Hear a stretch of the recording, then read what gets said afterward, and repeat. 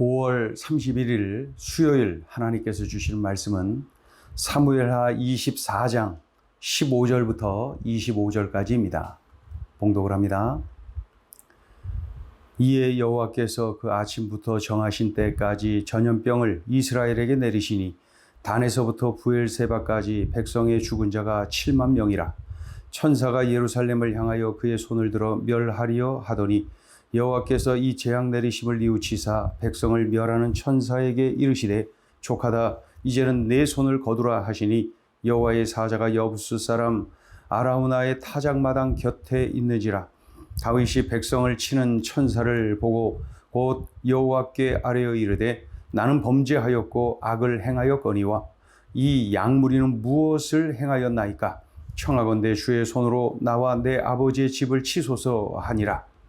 이날에 갓이 다윗에게 이르러 그에게 아뢰되 올라가서 여부수 사람 아라우나의 타작마당에서 여호와를 위하여 제단을 쌓으소서 하매 다윗이 여호와께서 명령하신 바 갓의 말대로 올라가니라.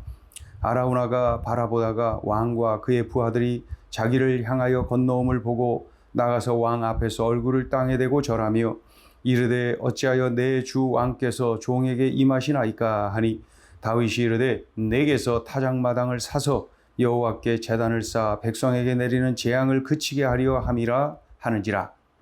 아라우나가 다윗에게 아뢰되 원하건대 내 주 왕은 좋게 여기시는 대로 취하여 드리소서.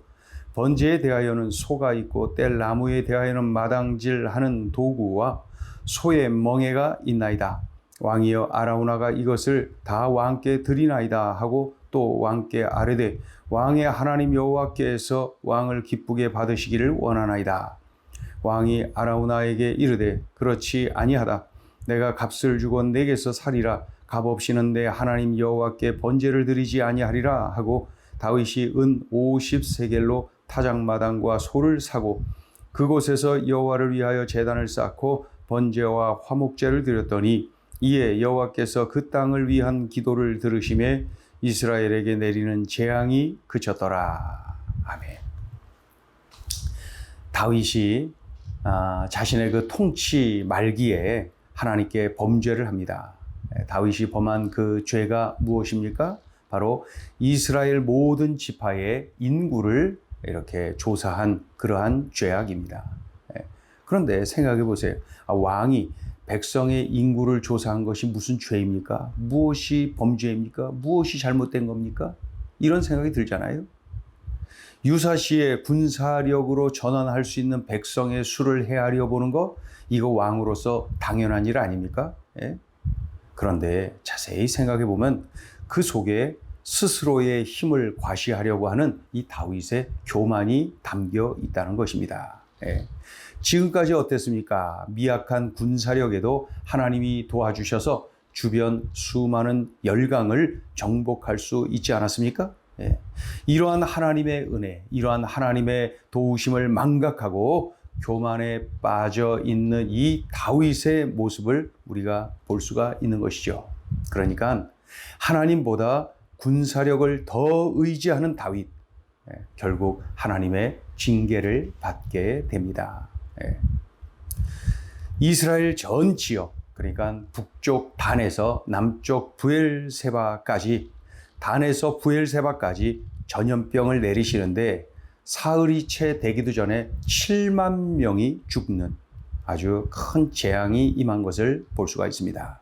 이런 상황에서 다윗이 하나님께 진심으로 회개를 합니다. 하나님, 저의 죄입니다. 하나님, 이 백성들은 죄가 없습니다. 이 백성들의 죄가 아닙니다. 바로 저의 죄입니다. 그러니 나와 나의 아버지의 집을 치시고 백성을 살려주십시오. 저의 죄입니다. 저의 죄악입니다. 저의 죄로 말미암음입니다. 하면서 하나님 앞에 간절히 자신의 죄를 토설하며 회개하는 그러한 다윗의 모습을 봅니다. 자, 우리 17절 읽어보죠. 17절 시작. 다윗이 백성을 치는 천사를 보고 곧 여호와께 아뢰어 이르되 나는 범죄하였고 악을 행하였거니와 이 양무리는 무엇을 행하였나이까. 청하건대 주의 손으로 나와 내 아버지의 집을 치소서 하니라. 이런 상황에서 선지자 갓, 이 선지자 갓이 다윗에게 말을 합니다. 아라우나라고 하는 사람의 타작마당 그곳에서 하나님 앞에 제단을 쌓으시오. 하나님이 다윗의 회개를 들으시고 죄를 용서해 주실 것이니 속죄의 제사를 그곳 아라우나라고 하는 사람의 타작마당에서 드리시오. 이런 뜻입니다. 그런데 왜 이 아라우나라고 하는 사람의 타작마당에서 꼭 이렇게 하나님 앞에 제사를 드리라는 겁니까? 보니까 하나님의 천사가 재앙을 내리는 그 천사가 그 재앙을 하나님의 뜻대로 재앙을 멈춘 곳 그 장소가 바로 이 아라우나라고 하는 사람의 타작마당이었다는 거예요. 그러니까 이 아라우나의 타작마당은 하나님의 은혜와 하나님의 용서의 장소다. 그런 의미에서 그 의미가 크니까 아라우나의 타작마당에서 하나님 앞에 제사를 드리시오. 그러자 이 다윗은 순종하고 아라우나라고 하는 사람에게 값을 주고 그의 타작마당을 사고 그의 숙에서 소를 사고 그래서 하나님 앞에 번제를 드리고 화목제를 드립니다. 그러자 하나님께서 내리신 그 재앙이 그치는 그러한 일이 일어났습니다. 자, 25절 읽어보죠. 그곳에서 여호와를 위하여 제단을 쌓고 번제와 화목제를 드렸더니 이에 여호와께서 그 땅을 위한 기도를 들으심에 이스라엘에게 내리는 재앙이 그쳤더라. 자, 오늘 주시는 메시지입니다. 첫째, 마귀의 유혹을 물리치고 끝까지 하나님을 의지하라. 다윗이 이스라엘 모든 지파의 인구를 조사합니다. 군사력에 전환할 수 있는 백성의 수를 얼마나 되는지 헤아려 보는 것이죠.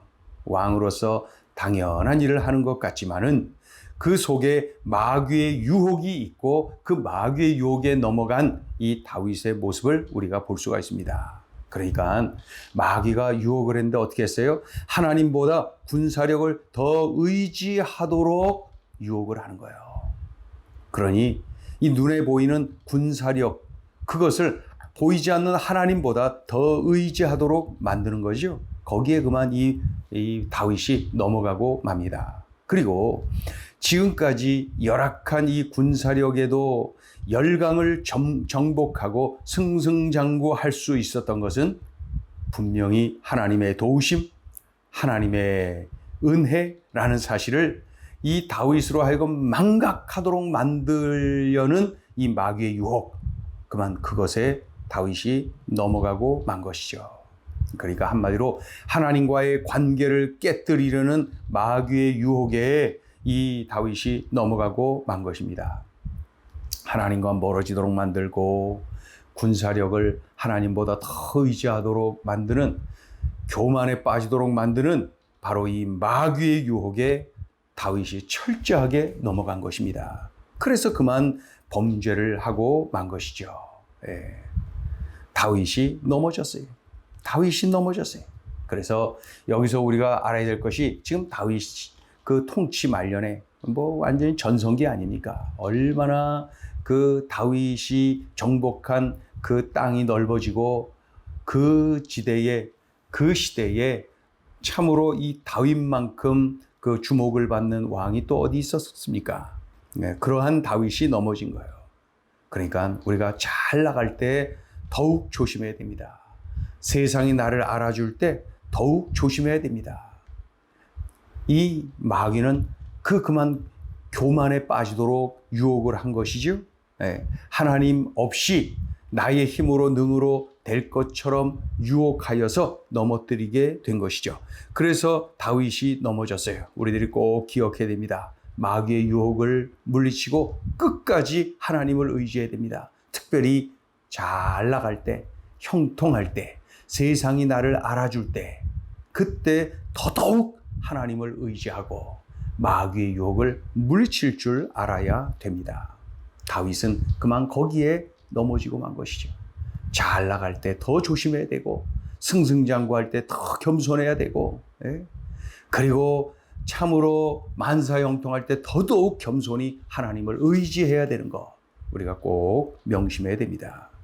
자, 둘째 주시는 메시지. 하나님의 긍휼을 의지하여 진심으로 회개하라. 마귀 유혹에 넘어간 이 다윗, 결국 인구 조사를 하지요. 그로 인하여서 하나님의 징계가 무섭게 임합니다. 사흘도 채 안 되어서 7만 명의 백성이 전염병으로 죽습니다. 하나님의 징계가 정말 무섭습니다. 그런 중에 감사한 것은 이 다윗이 하나님께 자신의 죄악을 회개합니다. 자신의 죄악을 뼈저리게 깨닫고 회개를 합니다. 다 나의 죄입니다. 나의 죄입니다. 제가 범죄한 것입니다. 하면서 하나님 앞에 회개하는 것 좀 보십시오. 그때 하나님, 참으로 이 모든 죄악이 제가 저지른 겁니다. 저를 벌하시고 백성들을 살려주세요. 제가 저지른 죄악입니다. 제가 죄인입니다. 다윗의 회개 정말 간절합니다. 다윗의 회개는 정말로 이 뼈저리게 깨닫고 진심으로 하나님 앞에 토설하는 그러한 회개인 것을 알 수가 있지요. 우리가 이 다윗의 회개를 우리가 잘 보아야 됩니다. 하나님께서 이 다윗의 회개를 들으셨어요. 그리고 징계를 멈추십니다. 다윗의 진정한 회개, 그것을 하나님께서 들으시고 징계를 멈추셨다. 우리가 회개할 때 무엇보다도 하나님의 긍휼을 의지하며 회개해야 됩니다. 하나님, 저를 긍휼히 여겨주세요. 하나님, 저를 불쌍히 여겨주세요. 저는 죄인입니다. 그리고 또 한 가지는 미루지 말고 지금 회개해야 됩니다. 미루지 말고 지금, 미루지 말고 지금 해야 될 일이 바로 나의 죄악을 토설하는 회개입니다. 그리고 또 한 가지는 나의 죄악을 뼈저리게 깨닫고 회개하는 것이죠. 아주 구체적으로, 아주 진솔하게 하나님 앞에 회개하는 것입니다. 그럴 때에 하나님이 긍휼을 베풀어 주시고, 하나님이 용서를 베풀어 주시고, 하나님께서 회복의 은혜를 허락해 주시는 것이죠. 그래서 하나님의 긍휼을 의지하여 진심으로 회개하는 것, 그것이 바로 긍휼을 베풀어 주시는 하나님, 용서의 하나님, 회복시키시는 하나님을 경험하는, 그래서 이 회개가 능력입니다. 회개가 축복입니다. 우리들의 삶 속에서 참으로 나의 죄를 깨닫게 해 주시거든 하나님 앞에 진심으로 회개하여서 이러한 은혜를 우리가 누리며 살아야 될 것입니다. 하나님의 긍휼을 의지하여 진심으로 회개하라. 기도하겠습니다. 하나님 아버지, 들려주신 말씀이 귀하고 귀합니다. 다윗이 넘어졌네요. 천하의 다윗이 이렇게 넘어졌네요. 그의 인생 말년 참으로 승승장구하는 그때에, 세상이 알아주던 그런 때에 그만 넘어지고 말았습니다. 마귀는 이렇게 성군 다윗까지도 유혹하여 넘어뜨립니다. 하나님, 우리들이 항상 깨어있게 하시고 겸손하게 하시고 하나님의 은혜와 하나님의 도우심을 늘 감사하며 감격하며 그 하나님을 더욱 의지하는 우리의 삶이 되게 도와주시옵소서. 행여나 우리가 죄를 범하여 참으로 하나님 앞에 나의 죄가 깨달아지거든 다윗처럼 진솔하게, 다윗처럼 더 간절하게 하나님 앞에 나의 죄를 토설하며 은혜를 구하고 용서를 구하고 나의 죄인됨을 고백하는, 그래서 하나님의 은혜를 덧입는 축복을 누리게 하여 주시옵소서. 오늘 주신 말씀을 꼭 삶에 적용하고 이렇게 살아내게 하여 주옵소서.